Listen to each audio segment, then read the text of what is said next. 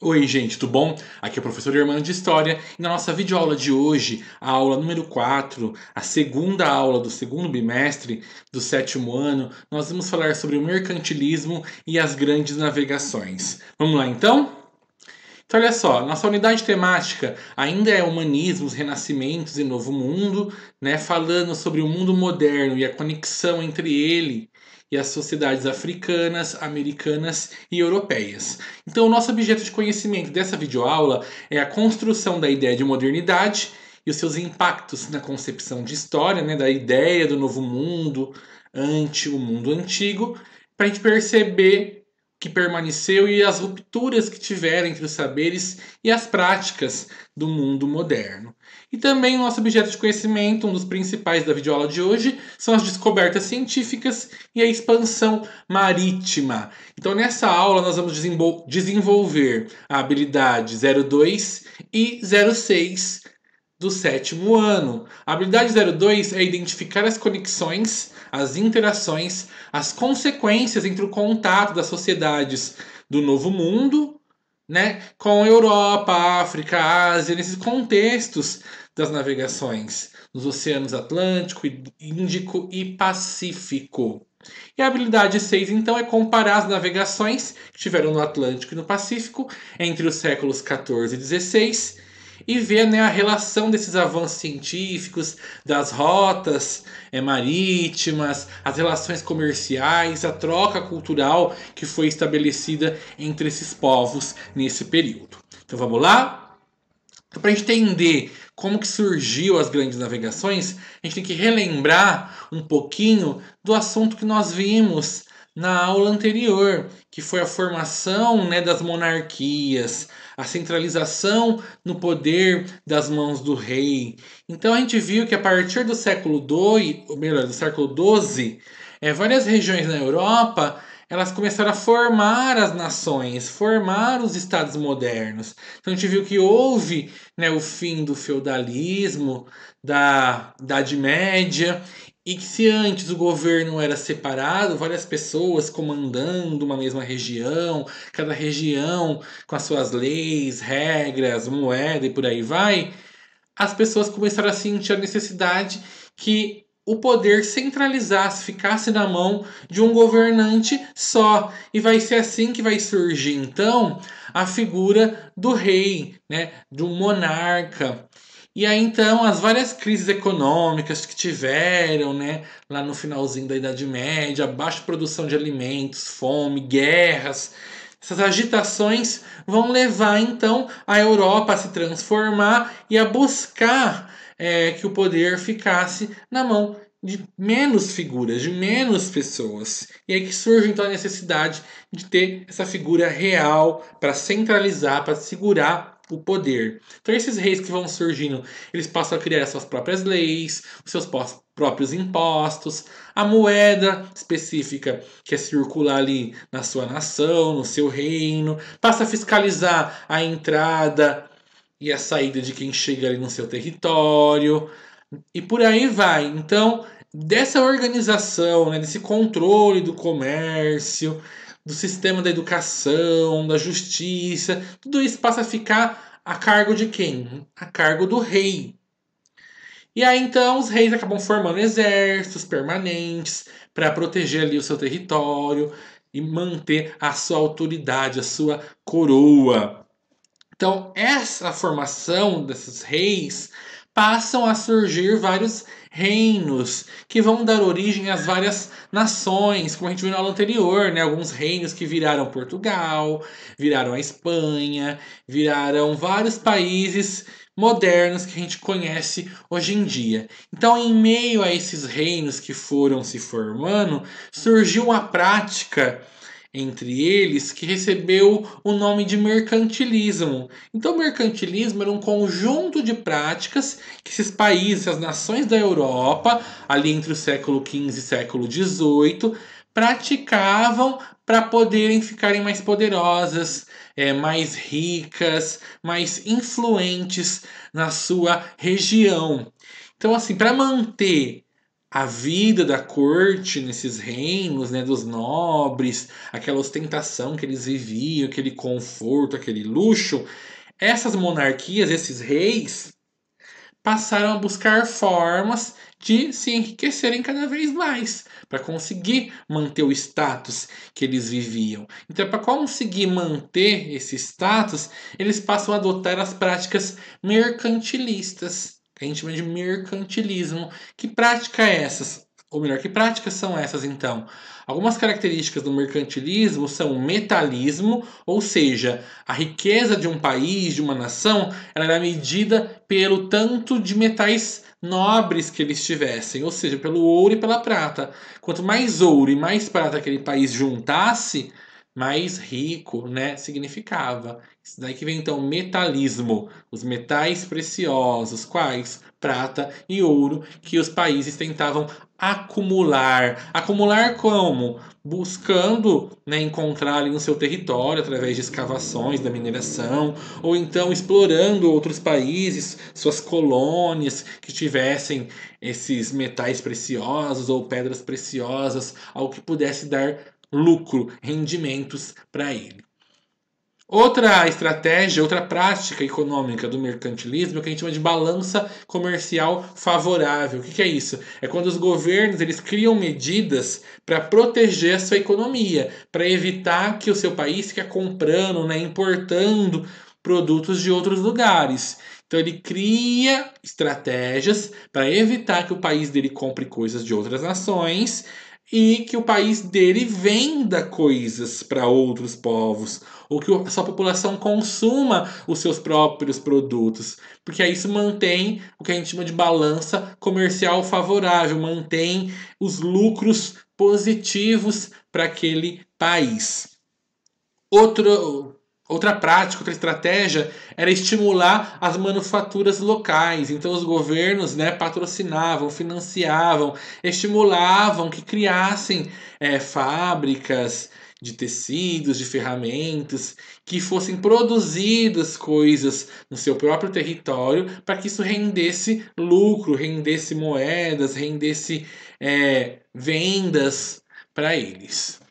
E também a gente percebe que no mercantilismo essas nações faziam um controle da economia. Então o Estado, o governo, né, o rei, ele interferia muito na economia daquela época, tanto na questão dos impostos, das taxas, quem ia poder explorar o quê, para quem queria dar o monopólio de um determinado tipo de comércio para alguma certa família. Então, assim, são essas várias estratégias, né, mercantilistas práticas que vão ajudar os países da Europa a ficarem ricos, a ficarem influentes e aí a poderem investir, né, esse dinheiro que eles vão arrecadando, que vai sobrando esses lucros, em novas aventuras. E aí vem o que? As grandes navegações. O que foi esse período então de grandes navegações? É o período entre o século XV e XVI, né? Ou seja, 1400 e pouquinho, 1500 e pouquinho, onde os exploradores europeus, mais precisamente os espanhóis e os portugueses, começaram a se aventurar por aí pelos mares, por lugares que eles não conheciam, né, nos oceanos Atlântico, Pacífico e Índico, em busca de novas terras, em busca de novos caminhos, novas rotas comerciais, ou mesmo para ir buscar, né, produtos em outras nações, em outros povos, para que eles pudessem vender por mais caro, gerar mais lucro ali no país deles. Então esse período que a gente chama de grandes navegações, os historiadores também dão outros nomes para isso. Pode chamar de descobrimentos marítimos ou de expansão marítima. O que a gente tem que ficar bem claro é que nesses séculos, então, né, os portugueses, os espanhóis, mas outras nações da Europa também vão fazer grandes feitos no mar, ok? Então, o que estimulou países como Portugal, principalmente, né, a investir nas grandes navegações, é sair por aí nessas aventuras?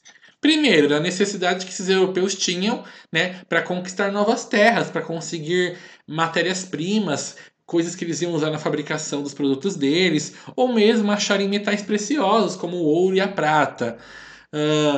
Outro motivo era sair da Europa e buscar as especiarias, produtos que só eram fabricados, vendidos e encontrados em outras regiões do mundo, do globo. Outro motivo é o apoio da Igreja Católica, que ela queria novos fiéis, então ela investia, ela ajudava, ela participava desse processo também de ir, né, nesses navios em busca de novos povos, de novas culturas, novos fiéis. E é lógico o apoio financeiro da nobreza, dos burgueses, dos comerciantes que foram enriquecendo com esse comércio, e até mesmo dos reis, né, para que essas viagens pudessem ocorrer. Então, um dos motivos principais que levaram essas viagens foram a busca das especiarias. O que eram as especiarias? Eram os produtos que os países europeus inicialmente compravam dos comerciantes italianos, na cidade de Veneza e Gênova. Mas, como eram os italianos que compravam em outras terras, outros países, eles vendiam por um preço mais caro para os portugueses, para os espanhóis, para os países europeus. Então, pensando em conseguir mais rendimentos, né, esses países europeus passam a investir nas grandes navegações para, em vez deles comprarem pelos italianos, eles já irem direto na fonte e pegar isso por um preço melhor. Então, as especiarias que a gente fala hoje em dia, né, são os temperos, os condimentos que a gente usa na nossa culinária e que hoje são facinhos de encontrar em qualquer mercado, em qualquer venda. Né? Muitos já estão até prontos, já estão tempero em pó, mas naquela época, nossas especiarias eram caríssimas, elas valiam muito dinheiro, muita grana. Então compensava a esses navegantes, navegadores, se arriscarem até por meses no mar para chegar nessas terras tão longínquas, comprarem esses produtos lá direto dos seus fornecedores e levarem para a Europa para ser comercializado. Então, olha só, se a gente for ver, tudo coisa comum que hoje em dia a gente encontra por aí: o gengibre, a mostarda, o coentro, noz moscada, canela, no caso a canela em pau, né? O açafrão, o cravo da Índia, pimenta do reino. Então, esses produtos eram muito valorizados para dar um gosto melhor, um sabor diferente à comida, para fazer medicamentos. Então tem alguns produtos desses que são bons para são ótimos anti-inflamatórios, ou faz chá para determinada doença. Então tudo isso, né, levou esse povo a se arriscar atrás desses produtos, das especiarias. E por que Portugal então foi o pioneiro, né, o país principal que mais se destacou na época das grandes navegações? Primeiro, que Portugal foi um dos países que se tornou um Estado nacional, uma nação ali na região da Europa, antes dos demais.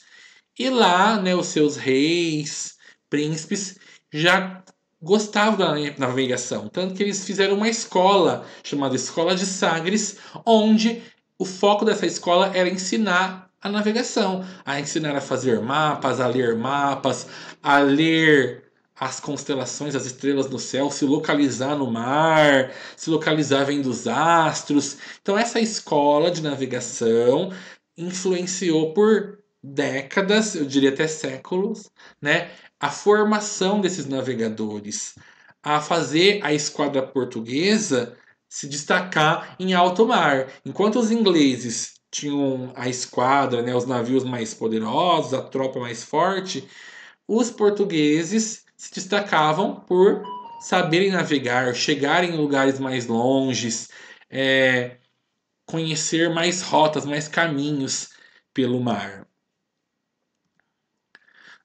E a Espanha? A Espanha também foi outro país que destacou muito na época das grandes navegações. Então, para vocês terem uma noção, em 1492 vai ser o Cristóvão Colombo que vai, né, sair navegando, tentando encontrar um caminho melhor para as Índias e vai acabar encontrando a América. Então, se a América foi descoberta, foi graças ao incentivo dos reis espanhóis, que a gente já estudou eles, né? Os reis Fernando e Isabel do reino de Castela e Aragão, Leão e Castela, daqueles reinos lá, que financiaram, patrocinaram Cristóvão Colombo a sair, né, com as suas caravelas em busca de um caminho para a Índia e encontrar essa nova terra que hoje em dia a gente chama de América. Então aqui é um quadro que mostra, né, o Colombo tentando convencer os reis católicos, o Fernando de Aragão e a Isabel de Castela, sobre a sua viagem, né, a patrocinar, a financiar a sua ida até a Índia, as Índias, que acabou então, né, gerando outras descobertas.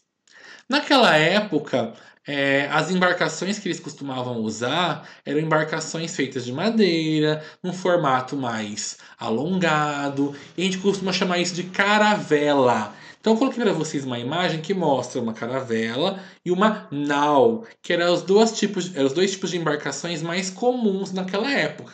A caravela, que era menor, né, ela conseguia carregar menos peso, menos pessoas, ela era mais leve, mais veloz. Já a nau era uma embarcação mais pesada, que cabia mais gente, mais mercadorias, carregava mais peso, mas né, ela era mais lenta. Tem que lembrar que naquela época, esses navios, né, as caravelas, as naus, elas eram a vela, então elas dependiam muito, a sua velocidade, da força dos ventos.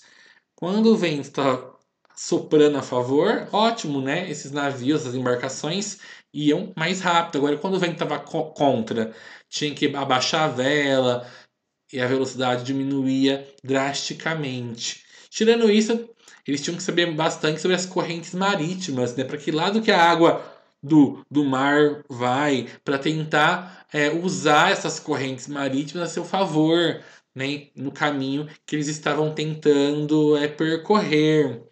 Então, assim, pra vocês terem uma noção, as caravelas pesavam em torno de 100 a 400 toneladas. É muito peso. E as naus conseguiam carregar, por exemplo, até 500 pessoas. A gente tem que pensar que a rotina nesses barcos eram bem assim difíceis. A viagem era desconfortável, insalubre, perigosa. Então, por exemplo, os dormitórios ficavam lá embaixo, um lugar que não batia muito sol, as janelinhas que tinham nessas embarcações era pequena, então as pessoas não tomavam muito sol ali quando estavam lá dentro, não tinha cama, eles dormiam em redes, era bem desconfortável essa viagem, não tinha banheiro. Então, assim, os ricos levavam seu pinico, faziam as necessidades no pinico, depois jogavam no mar. Os pobres não, eles tinham que subir, né, ali na borda do navio, fazer suas necessidades ali mesmo, para já fazer o cocô no mar diretamente, e tomar muito cuidado para não cair do barco, né? Cair lá no mar. Então, assim, não tinha muita higiene nesses navios, eles ficavam muito tempo sem tomar banho, a água que eles tinham lá eles tinham que guardar, porque a água doce era para beber, eles não podem beber a água do mar, que causa desidratação, né, já que é salgada. Então, assim, tinha que aproveitar os seus suprimentos ao máximo. A comida era pouca, então tinha que fazer é, um controle, um racionamento dessa comida para não comer tudo de uma vez, para ela durar o máximo possível durante essa viagem, porque nem sempre eles conseguiam parar em algum lugar, encontrar algum lugar para reabastecer o seu estoque de comida. Tinha muito rato que vinha no meio dos produtos, ali no meio dessas viagens, aí se transmitia doenças. Então, assim, tudo isso contribuía para que a situação nessas caravelas, nessas naus, fossem desesperadora. E pense nessas viagens que duravam meses no mar, 2, 3 meses ou mais, você ali no mar, nessa viagem longa, vivendo toda essa situação. Durante a navegação, é, eles tinham alguns instrumentos que eles usavam para se localizar. Então, os instrumentos mais famosos, que era o kit básico de sobrevivência de um grande navegador, era a bússola, que ia mostrar a orientação para eles, né, o sentido onde fica o norte. O astrolábio, que é o instrumento que serve para medir a altura dos astros acima do horizonte, observar a altura do Sol, das estrelas, medir a latitude, longitude, para saber, né, onde é o lugar que se encontra a pessoa que está observando. O sextante, que era um instrumento usado para medir a distância angular na vertical entre um astro e a linha do horizonte, para calcular melhor a posição das coisas e corrigir eventuais erros de navegação.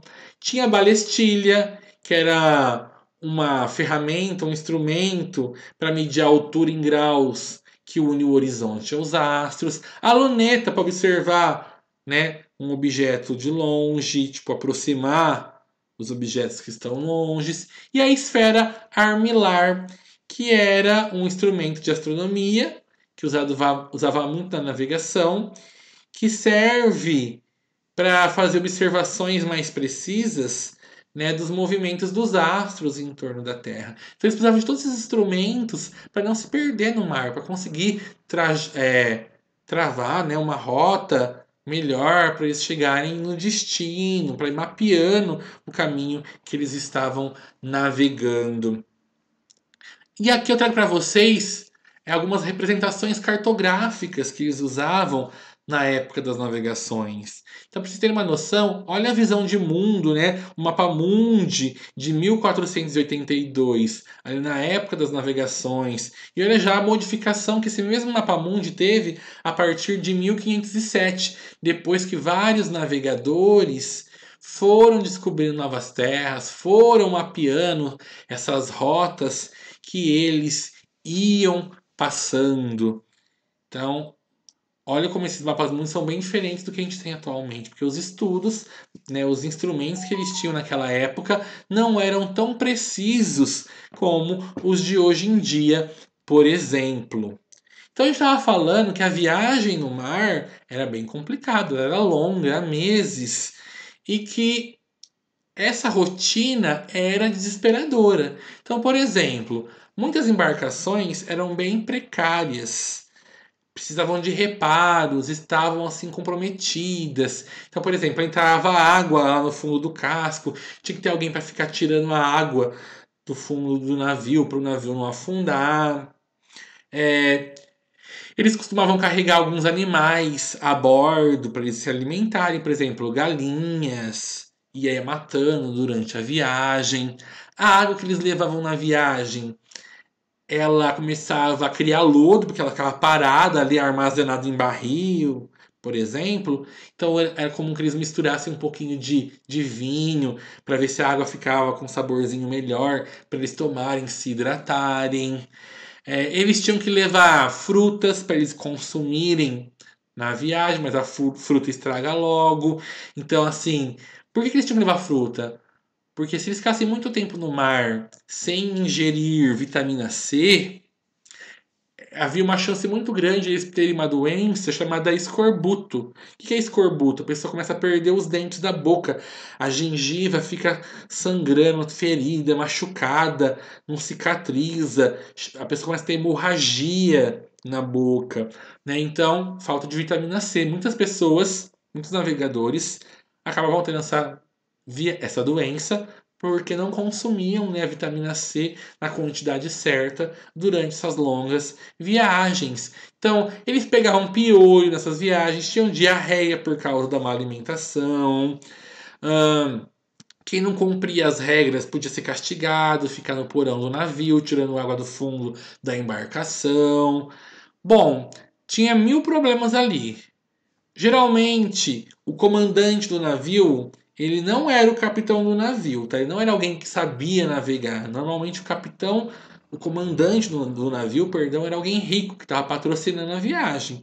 E o capitão era aquela pessoa que sabia navegar mesmo, que comandava o navio, que entendia de rotas e tudo mais. Então, esses eram, digamos assim, os dois mais poderosos da embarcação. O comandante, porque é o que está pagando, investindo na viagem, e o capitão, que é o que realmente navega, controla o navio. E aí lá tinha outras pessoas que faziam parte dessa tripulação do navio. Então, por exemplo, tinha o padre, normalmente a Igreja Católica mandava algum religioso junto para caso descobrir alguma terra, catequizar essas pessoas, levar a palavra de Deus para esses povos, ou mesmo esse padre organizar, né, orações, missas ali no navio, peças de teatro religiosa para distrair o povo que ficava entediado meses no mar. O padre tinha várias funções ali, fazer uma cerimônia caso alguém falecesse durante a viagem. Era muito comum as pessoas morrerem na viagem, pegar uma doença, né? Aí fazia uma cerimônia ali e jogava o corpo no mar, não ia ficar carregando aquele corpo por meses e meses, né, no navio, ia feder, ia transformar aquele ambiente em algo pior ainda que já era. Era muito comum crianças irem nessas navegações para elas trabalharem como grumetes. O que seriam esses grumetes? Aquelas pessoas que ficam limpando o navio ou que fazem serviços gerais ali do navio, colaboram, né, nos diversos serviços. Então as crianças entre 7 e 16 anos, elas eram o grosso da tripulação, era quase que às vezes a maioria.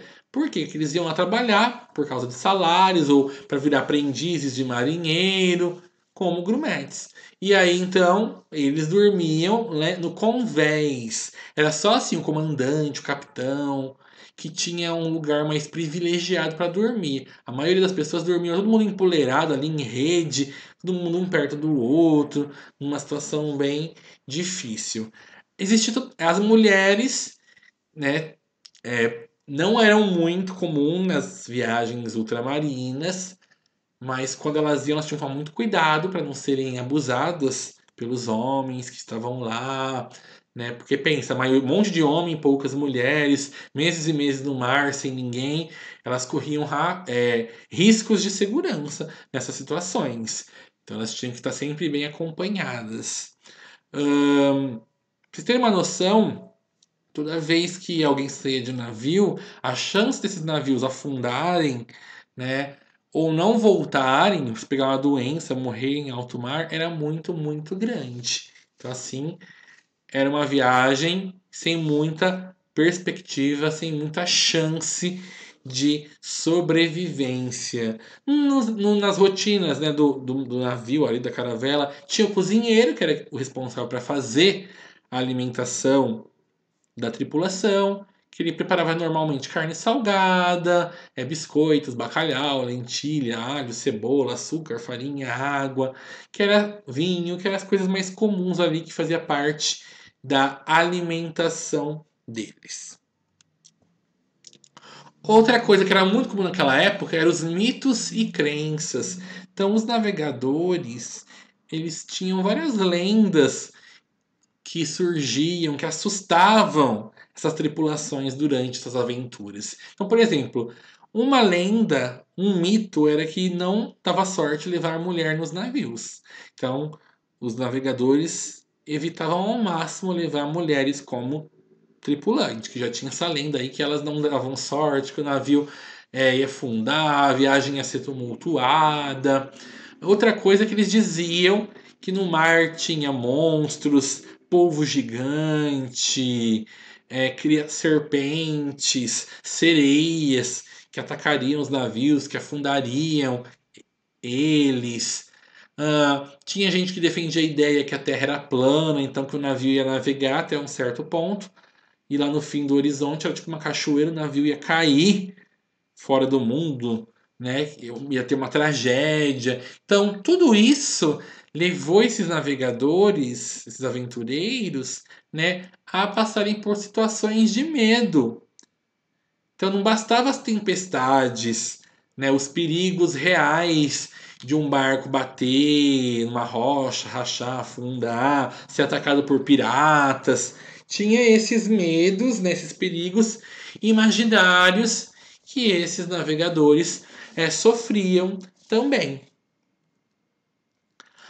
Vamos falar um pouquinho sobre alguns navegadores europeus e suas descobertas, os seus feitos durante esse período das grandes navegações. Então, por exemplo, Bartolomeu Dias foi um navegador português que em 1488 ele ficou famoso por ter sido o primeiro europeu a navegar além do extremo sul da África, contornar o Cabo da Boa Esperança, que naquela época tinha o nome de Cabo das Tormentas, e chegar ao Oceano Índico a partir do Atlântico. Então ele descobriu um caminho novo para chegar até a Índia, para buscar produtos que os europeus tinham interesse.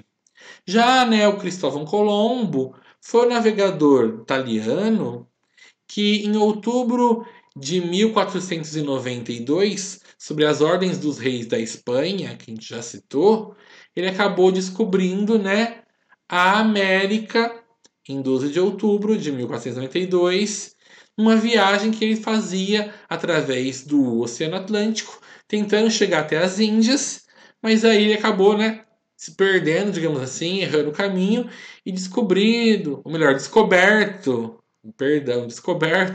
as ilhas das Caraíbas, né, que hoje em dia é a região das Antilhas. Então, olha só, saiu de casa para um objetivo e acabou realizando outro.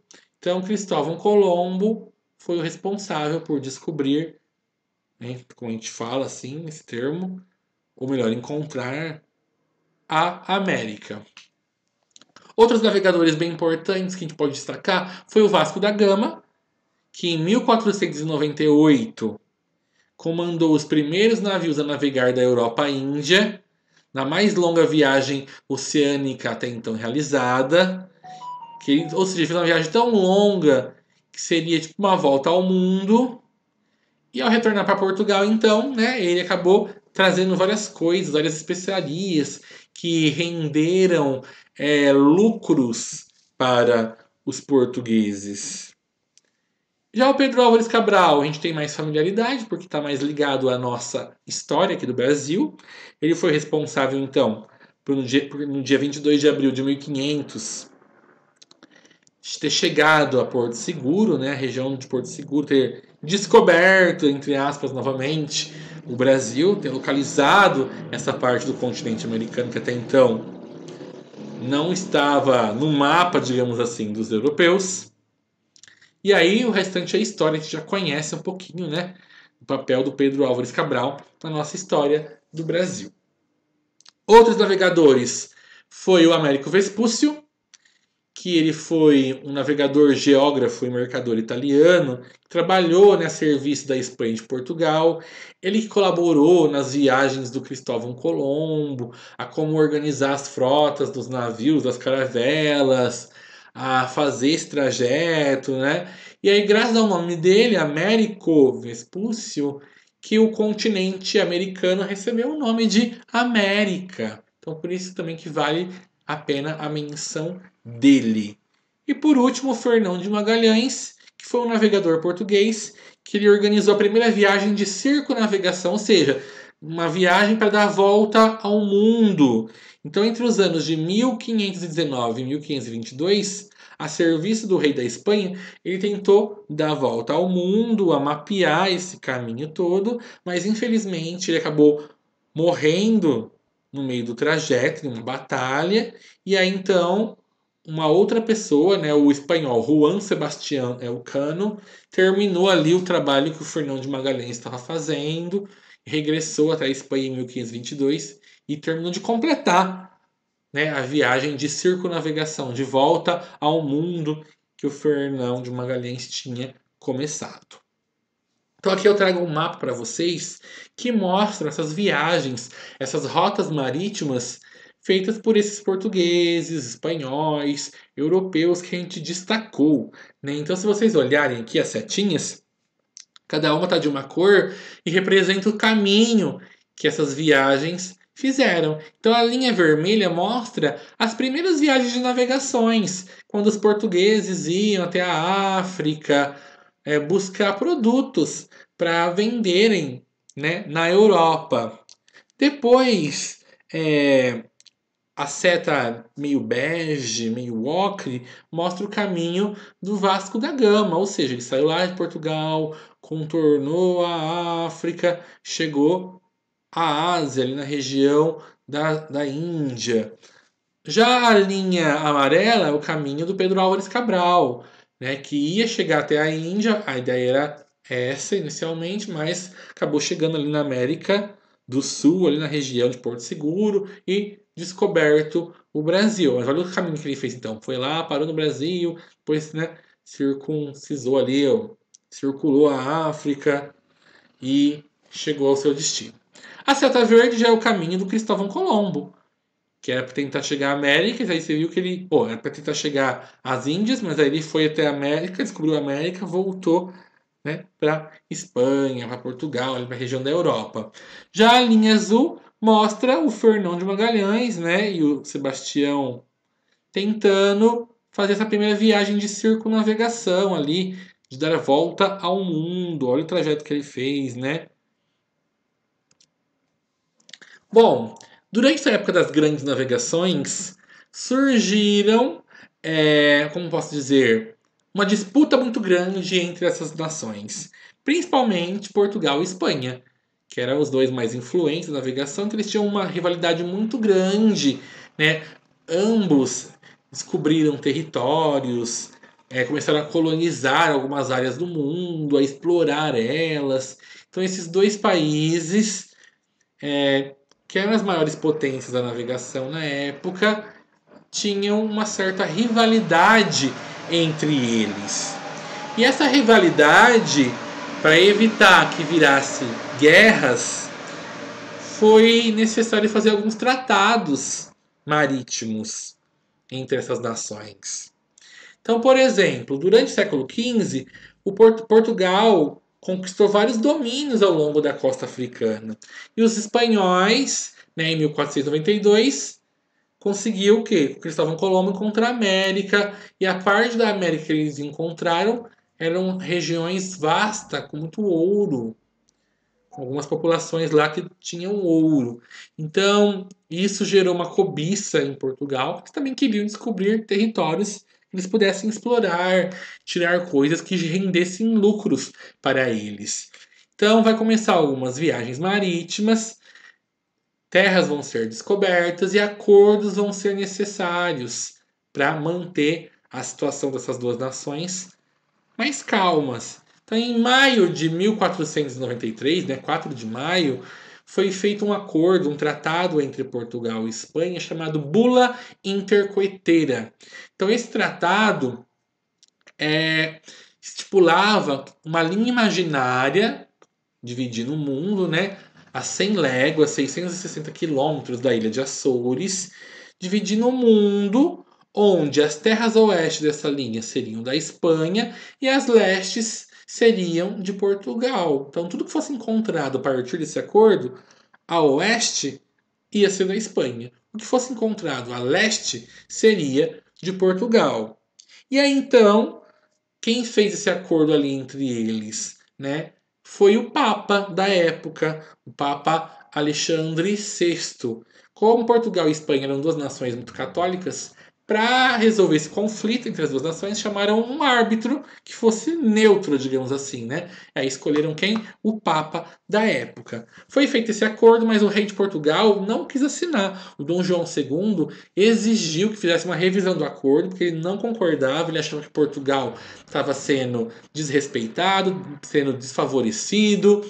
E aí então o Papa mais uma vez foi convocado para refazer esse tratado, refazer um novo acordo. E aí, em 7 de julho de 1492, surge o Tratado de Tordesilhas, que mudou de novo ali os limites dessa divisão entre Portugal e Espanha. Então agora o limite era outro, era 370 léguas, 2.500 quilômetros a oeste de Cabo Verde, seria um domínio português, e o restante seria da Espanha. Então, com esse acordo, a gente vai ver no mapinha já já, Portugal saiu no lucro, porque agora ele tinha posse de um pedaço da América, do território, que seria o Brasil, o que é o Brasil na nossa terra.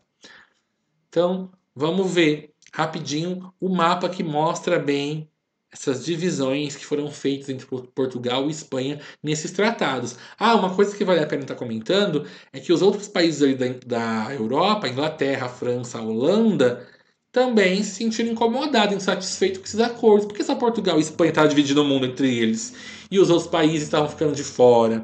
Então, Inglaterra, França, Holanda começaram a investir também na expansão marítima, né? E chegaram a ter territórios na América, na África, nos demais continentes, tá? E também a roubar, né? Fazer pilhagem, pirataria com os navios portugueses, espanhóis, já que essas outras nações eram desfavorecidas. Então, olha só esse mapa que deixa bem claro os acordos entre Portugal e Espanha. Então, olha lá, no primeiro acordo que eles fizeram da Bula Intercoetera, em 1493, tudo que está em rosa e em verde seria da Espanha. Então, o Brasil, né, seria da Espanha se esse acordo tivesse sido vigorado, tivesse sido levado adiante. E Portugal só teria ali a África para descobrir territórios e tentar mandar, dominar. Com o Tratado então de Tordesilhas, que a gente viu que Portugal não aceitou, quis a revisão, tiveram que fazer a revisão, aí Portugal agora teve uma parte a mais ali, que é a parte que está em verde, que é referente ao Brasil. E a Espanha ficou então com o resto, que são as partes rosas, Portugal com a parte amarela e verde, ok? Então aqui é o rei Dom João II de Portugal assinando o Tratado de Tordesilhas, uma pintura representando esse feito. Então por que é importante falar das grandes navegações, né? Por que tem que estudar esse período, o mercantilismo, as grandes navegações, porque a gente vai ver que foi uma época de várias descobertas, né? Que vários continentes passaram a ser desenhado melhor nos mapas, a serem localizados, a terem contato com o restante do globo. Então foi um momento de troca de novas culturas, do contato entre povos diferentes, dos europeus terem contato com a cultura dos índios americanos, dos africanos, dos asiáticos, a certos produtos que só tinha um lugar do mundo, chegar até outros, né? Diversificar a economia, diversificar a cultura, a alimentação. Mas as grandes navegações, assim como teve coisas boas, tiveram coisas ruins também, pontos negativos. Então, por exemplo, teve o massacre de vários povos. Então, esses navegadores, esses conquistadores, para dominar essas terras descobertas, eles tiveram que assassinar índios, assassinar africanos. Essas culturas acabaram muitas vezes sendo muito influenciadas, destruídas. Acabaram às vezes sendo escravizados esses índios, esses africanos. Então, as navegações também teve esse lado negativo para vários povos. Espero que vocês tenham gostado da aula de hoje, entendido um pouquinho sobre as grandes navegações. Então, não se esqueçam de ler esse material com calma, assistirem a videoaula mais de uma vez se for necessário, realizar as atividades e me enviar então pelos nossos contatos de costume, o Facebook, o WhatsApp, para as correções. Eu espero vocês e até a nossa próxima aula. Tchau, tchau!